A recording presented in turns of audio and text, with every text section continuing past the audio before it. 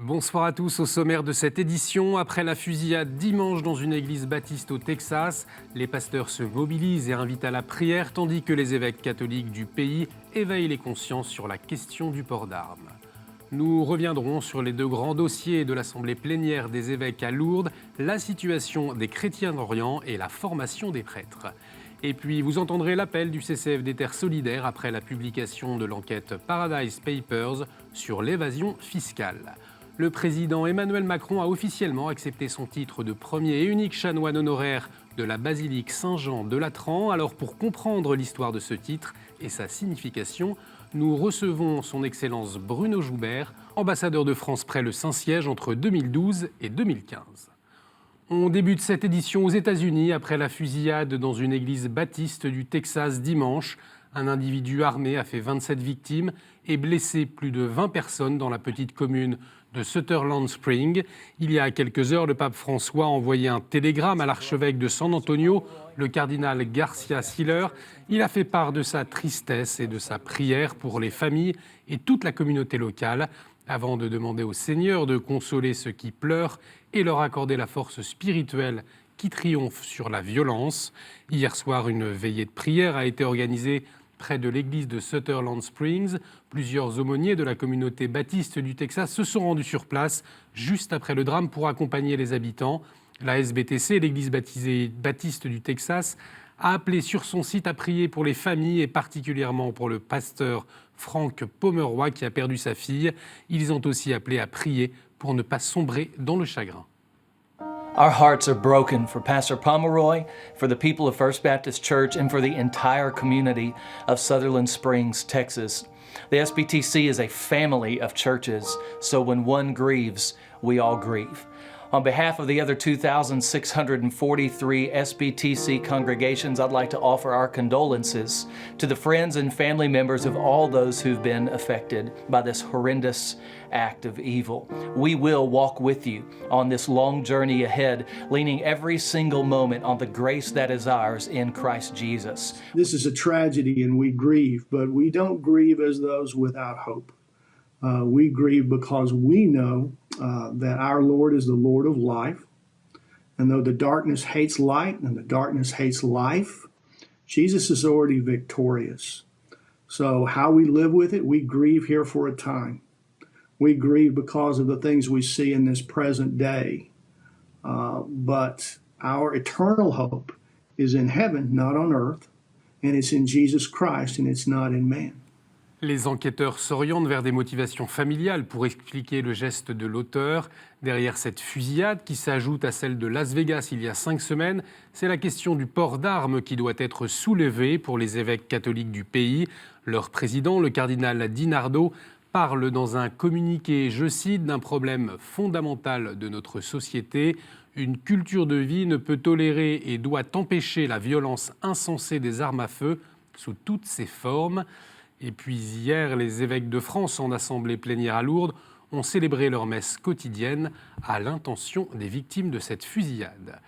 Les évêques qui poursuivent leurs travaux donc à Lourdes. Aujourd'hui, c'était la question de l'accompagnement des chrétiens d'Orient qui était au cœur des réflexions. Ils ont fait le point sur les communautés orientales présentes en France. Les évêques de France ont convié Monseigneur Youssif Thomas Mirkis, l'archevêque chaldéen de Kirkouk, pour témoigner de la situation en Irak et échanger sur les besoins dans le pays. On l'écoute. Depuis 3 ans, la conférence des évêques de France m'a soutenu pour un projet qui consistait à aider les étudiants réfugiés de l'université de Mossoul, de Tikrit, des régions occupées par Daesh. Et ce soutien a été absolument indispensable pour pouvoir nourrir, loger ces étudiants, et on a même atteint le chiffre de 700. Et ces étudiants-là étaient des musulmans, des chrétiens, des yazidis, des chiites, des sunnites, de toutes les dénominations du pays.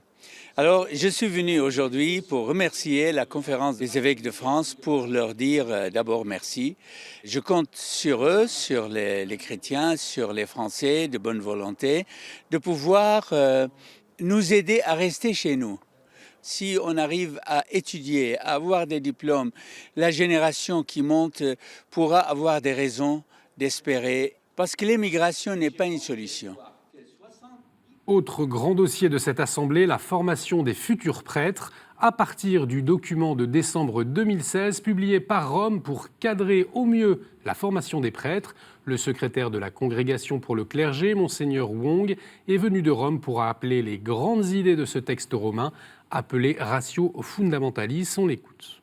Maintenant, nous avons un profil de prêtre que le pape François nous donne, que c'est les prêtres de Vatican II, qui est un prêtre qui configure leur cœur à Jésus. La tradition de l'Église, la vision, le regard évangélique d'être chrétien et être prêtre est vraiment commun à tous. Et dans la France, j'ai trouvé une unité dans la foi, l'espérance et beaucoup dans l'amour à Christ et l'amour à l'Église, à l'humanité aussi. Après l'enquête Paradise Papers publiée aujourd'hui, le CCFD Terre Solidaire appelle à la mise en place de vraies mesures pour lutter contre l'évasion fiscale. Cette enquête de plusieurs journalistes du monde entier révèle comment 350 milliards d'euros sont soustraits chaque année par des multinationales ou de riches particuliers, une somme qui prive les pays de ressources essentielles, comme le souligne le CCFD Terre Solidaire. L'évasion fiscale, prive les pays en développement de ressources absolument nécessaires pour financer leurs services publics, leur trajectoire de développement. Et c'est pour ça que des révélations de ce type, qui montrent que les paradis fiscaux sont au cœur de notre économie, que les pratiques d'évasion fiscale ont lieu de manière massive et presque systémique, elles nous confortent et nous incitent à lutter davantage contre l'évasion fiscale. En France, aujourd'hui, on a des politiques d'austérité. On baisse les services publics, on dit qu'il faut serrer la ceinture, alors qu'avec l'argent issu de l'évasion fiscale, 60 à 80 milliards d'euros en France, on pourrait financer les services de santé, des hôpitaux, l'éducation, des services publics essentiels pour la population. 2 ans après la COP21 de Paris, une nouvelle conférence des Nations Unies sur le climat s'est ouverte hier à Bonn, en Allemagne. Pendant 11 jours, les pays se retrouvent pour un bilan après les accords de Paris et pour continuer sa mise en œuvre. L'urgence reste de réduire le taux de dioxyde de carbone dans l'atmosphère. Hier, le pape a fait un nouvel appel pour l'environnement avec un tweet. « Ne maltraitons pas notre maison commune, mais préservons-la pour les générations futures ». Jean Vanier, le fondateur de l'Arche, a donné de ses nouvelles en publiant une lettre aujourd'hui. Il raconte avoir vécu une crise cardiaque le 13 octobre qui lui impose 3 mois de repos sérieux sans activité. Il a donc dû annuler ses interventions pour des retraites ou des conférences. Il écrit avoir une vie très tranquille, un changement radical où il apprend à vivre avec ses faiblesses et ses fragilités. Et il conclut avec cette phrase « Je serai en communion avec chacun de vous, j'aurai besoin de soutien et de l'amour de chacun pour mieux vivre ce que Dieu semble me demander maintenant, je vous embrasse ». Hier soir, 7 distinctions ont été remises pour encourager la transmission du patrimoine culturel et religieux. La 27e édition du Grand Prix Pèlerin du patrimoine a lieu au Musée des Arts Asiatiques Guimet à Paris. Des personnes ou des collectivités ont été récompensées, comme dans la commune bretonne de Combry-Sainte-Marine, où ses habitants se sont mobilisés pour sauvegarder la chapelle Notre-Dame de la Clarté. Hier soir, la maire adjointe de la commune a reçu le prix Pèlerin Ensemble pour le patrimoine. On l'écoute. J'y suis très attachée à cette chapelle. Toute petite, ma grand-mère, qui était bigoudaine, m'amenait au Pardon. J'habite pas très loin et ça fait déjà 50 ans qu'on aurait dû s'en occuper, qu'on aurait dû la restaurer. Et donc, il est grand temps de le faire. Et je crois que sur notre commune, on en est tous conscients. Et donc, il y a une vraie volonté de la part des élus et de la part des habitants justement de faire en sorte qu'on ait les moyens financiers aujourd'hui de faire ce qui aurait dû être fait il y a 50 ans en fait. La somme qui nous est attribuée est relativement importante et elle va donc nous permettre de faire peut-être des travaux qu'on n'avait pas prévus. Et puis en second lieu, ce qui est important pour nous aussi, c'est le coup de projecteur de fait qui est mis sur notre chapelle de la Clarté. Et puis le week-end dernier, les chantiers du Cardinal ont participé au Salon international du patrimoine culturel. Ils ont présenté plusieurs projets d'art sacré, ainsi que la maquette de la statue de Sainte Bathilde pour la nouvelle église de Chelles. Un temps aussi pour rappeler que le patrimoine religieux se porte plutôt bien en France. On écoute. D'une manière générale, on peut dire que le patrimoine religieux ou l'art sacré sont relativement bien entretenus. Vous savez qu'avant 1905, c'est les communes. Après 1905, ce sont les diocèses.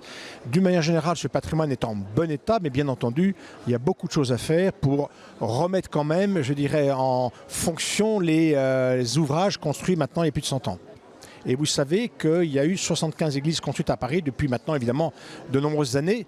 Les chantiers du Cardinal, d'ailleurs, depuis leur création, c'est-à-dire depuis 1931, ont participé directement à la construction de 45 églises et ont participé au financement de beaucoup d'autres églises. Ce week-end, plusieurs centaines de scouts unitaires de France, les SUF, se sont retrouvés au sanctuaire de l'île Bouchard, un rassemblement national où des guides aînés, des routiers, des chefs et cheftaines se sont retrouvés autour d'un thème « Préparez-nous aux grandes choses par la fidélité aux petites ». Le samedi soir, 800 jeunes ont servi une grande soupe de l'amitié aux habitants de l'île Bouchard pour un temps d'échange et d'amitié. Le prochain grand événement national des SUF, ce sera au mois de mai en Occitanie avec les Journées nationales. Aujourd'hui, les SUF comptent 27 000 membres, soit 22 000 jeunes encadrés par 4 600 chefs bénévoles. On poursuit avec la chronique du monde.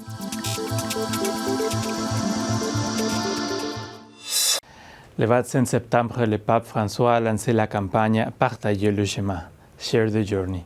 C'est une campagne internationale organisée par Caritas Internationalis. Cette campagne a comme but favoriser une culture de la rencontre et sensibiliser au grand public au sujet de l'immigration.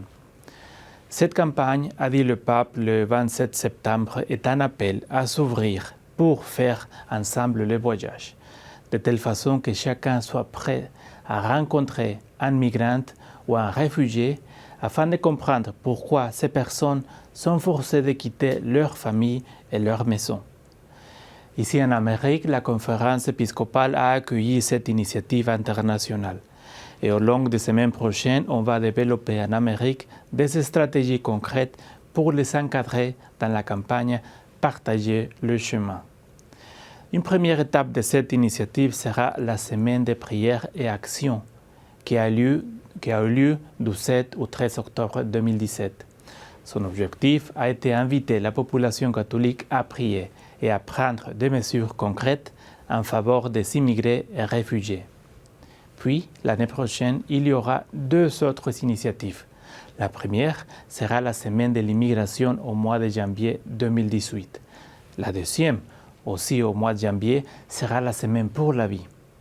De cette façon, dans un seul mois, janvier 2018, on va mettre ensemble 2 sujets très sensibles pour le grand public américain, immigration et respect de la vie. Pourquoi est-il important de mettre ces 2 sujets ensemble? Parce qu'ici, aux États-Unis, un secteur de la société favorise la défense de la vie, de la naissance à la mort naturelle. Mais en même temps, il favorise des politiques contre les immigrés, des politiques parfois très agressives. Dans l'Église, nous devons toujours respecter la vie, et cela comprend la vie des immigrés. Dans la semaine de prière pour la vie, on va insister que l'immigration et le respect de la vie sont 2 sujets qu'on ne peut pas dissocier. L'Amérique est une terre des immigrés, et cette nation a été construite par des immigrants. Qu'est-ce qu'on peut faire pour participer à cette campagne, partager le chemin? On peut faire beaucoup de choses, au niveau paroissial, communautaire et privé.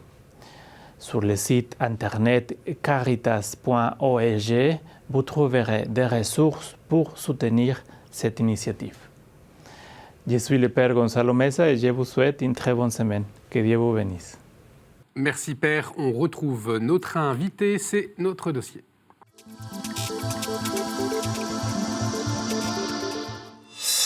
Emmanuel Macron a indiqué en fin de semaine dernière au chapitre de Saint-Jean-de-Latran qu'il acceptait son titre de premier et unique chanoine honoraire de la basilique Saint-Jean-de-Latran. Alors pour mieux comprendre la signification de ce titre et sa portée, nous recevons l'ancien ambassadeur de France près le Saint-Siège, son Excellence Bruno Joubert. Monsieur l'ambassadeur, bonsoir. Bonsoir.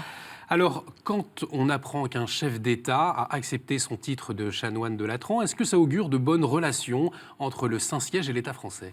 Oui, c'est une très très bonne nouvelle, parce que ça met fin à une espèce de petit suspense qui n'en est pas vraiment un, à propos de l'attitude que le président de la République française aura. La vérité, c'est que depuis 1957, le président Coty, il n'y a pas de cas d'aucun président qui n'ait pas accepté cet honneur.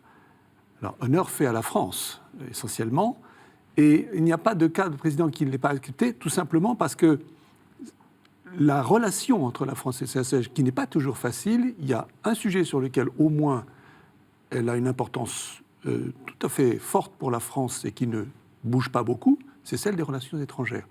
Donc, le pape étant un chef d'État étranger, refuser, ce serait d'une certaine façon commencer le mandat du président de la République en envoyant un geste inamical au pape. Pourquoi faire cela ? Donc en réalité, il n'y a pas eu d'exemple. En revanche, il y a eu des exemples où les présidents de la République ne sont pas venus prendre effectivement possession de leur stalle. Voilà, ils sont tous acceptés, ils ne se sont pas forcément rendus à Rome. On y reviendra certainement tout à l'heure, mais peut-être avant quelques rappels historiques. Qu'est-ce qu'elle représente la cathédrale, la basilique Saint-Jean-de-Latran à Rome ? La basilique majeure, parce qu'il y en a 4 qui sont des basiliques majeures, c'est l'église du pape. Le pape est évêque de Rome, c'est donc la cathédrale de Rome. Et de ce fait, elle porte le titre d'ailleurs de première église, tête.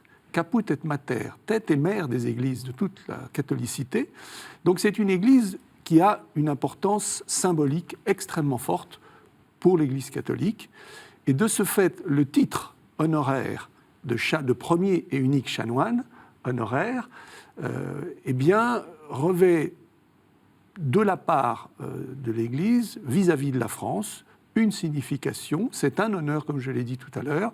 C'est une véritable marque de courtoisie qu'encore aujourd'hui, parmi les 184 États, ou à peu près, qui sont accrédités, qui ont une relation diplomatique avec le Saint-Siège, la France, le président de la République, le seul à détenir cet honneur. Parce que historiquement, c'était quoi la fonction des chanoines de Latran ?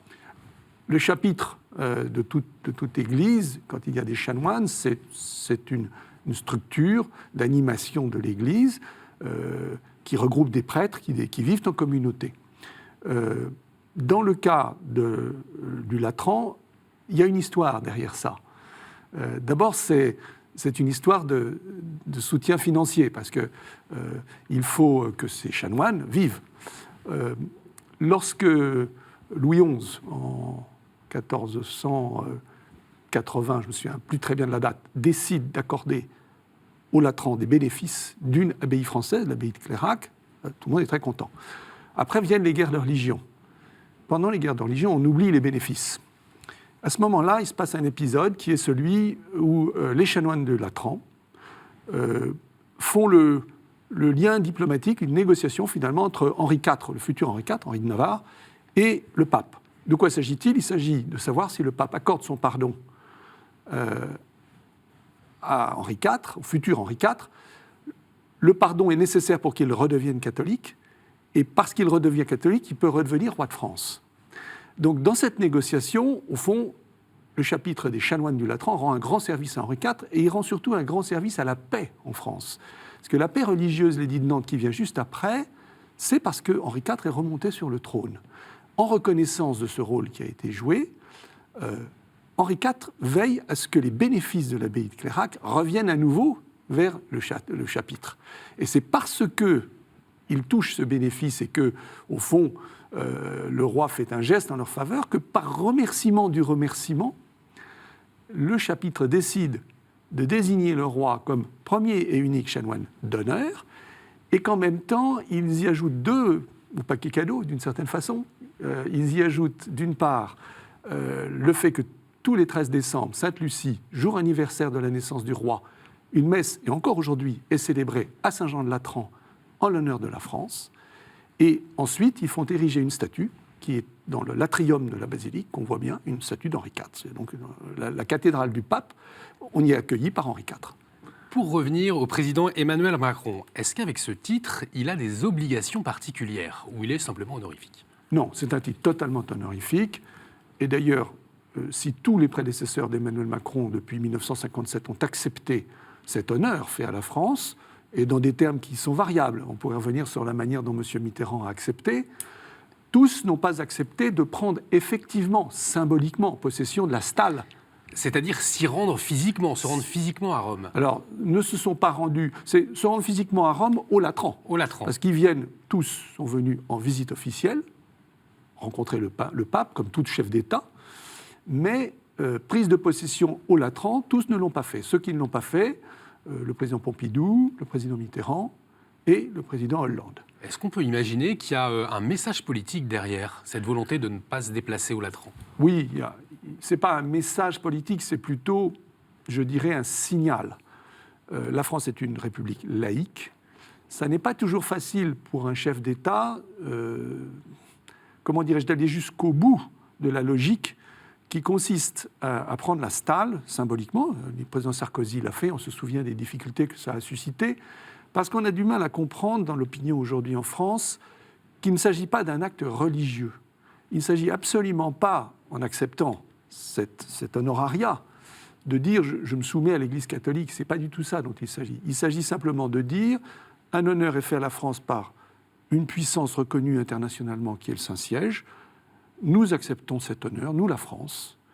Et donc la dimension de courtoisie, d'honneur et de bonnes relations internationales avec un souverain parmi d'autres, mais qui n'est pas n'importe lequel, qui est le pape, est très importante dans cette acceptation.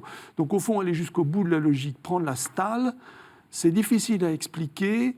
C'est une petite cérémonie religieuse, même si elle est, simple, vraiment sans grande portée. Mais évidemment, un certain nombre de présidents n'ont pas choisi d'y participer. Vous nous parliez de François Mitterrand, qui a décidé de ne pas y aller. Néanmoins, il avait écrit un courrier, me semble-t-il. Oui, alors, lorsque, comme vient de le faire le président Macron, on accepte l'honorariat qui est proposé par les chanoines, on écrit une lettre. Le président Mitterrand n'a jamais répondu à la lettre que lui avaient adressée les chanoines juste après son intronisation. En revanche, comme tous les ans, les chanoines écrivent au président de la République, justement à propos de cette messe du 13 décembre, pour lui dire « Monsieur le Président, nous félicitons la France, nous lui rendons les honneurs et nous vous informons que nous avons célébré une messe en son honneur ». C'est à ce moment-là seulement, donc quelques mois après, que le président Mitterrand a remercié de ce courrier, remercié de l'honneur fait à la France et, au passage, dit qu'il était lui-même très honoré d'être chanoine honoraire. Donc, on voit comment, de manière très subtile, il a accepté sans avoir à dire « j'accepte ». On voit, en se renseignant sur Internet, par exemple, que le général de Gaulle, lui, a attendu longtemps avant d'aller prendre possession de ce titre. Il est à la tête de la France en 1944, on parle de 1957, c'est cela ? Alors, le général de Gaulle redevient chef de l'État en France en 1958, avec la Ve République. Et contrairement à ce qu'on trouve justement sur Internet, et là ça prouve bien qu'il faut se méfier aussi de ce qui est dit dans un certain nombre de choses, ça n'est pas en 1967 qu'il prend officiellement possession de sa Stalle, c'est bien en 1959, c'est-à-dire quelques mois après être revenu aux affaires, à peu près un an, et qu'il accepte en se rendant au Latran dans une petite cérémonie, mais il le fait à l'occasion d'une visite qu'il rend au pape.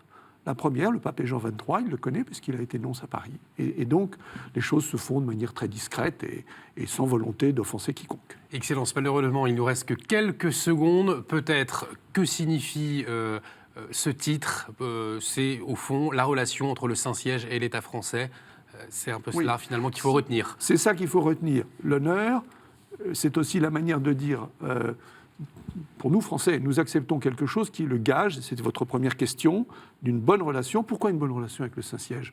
Le Saint-Siège, c'est 1,3 milliard de fidèles catholiques, mais c'est surtout une puissance avec une influence considérable. C'est une des premières influences dans le monde, avec des sujets sur lesquels nous sommes parfaitement en harmonie. L'environnement, la paix internationale, le désarmement. Il y a toute une série de sujets sur lesquels France et Saint-Siège sont alliés. Rappelons-nous, le Saint-Père François, sa première encyclique, c'est Laudato Si sur l'environnement. À ce moment-là, nous essayons de faire cette grande conférence de la COP 21, elle est réussie, et je crois que le pape y a contribué. Merci, Excellence, d'avoir accepté notre invitation. Merci à vous de nous avoir suivis. Vous pouvez revoir cette émission sur notre site www.kto.tv.com. Réagissez également avec le hashtag à la source. On se retrouve jeudi. Excellente soirée sur KTO.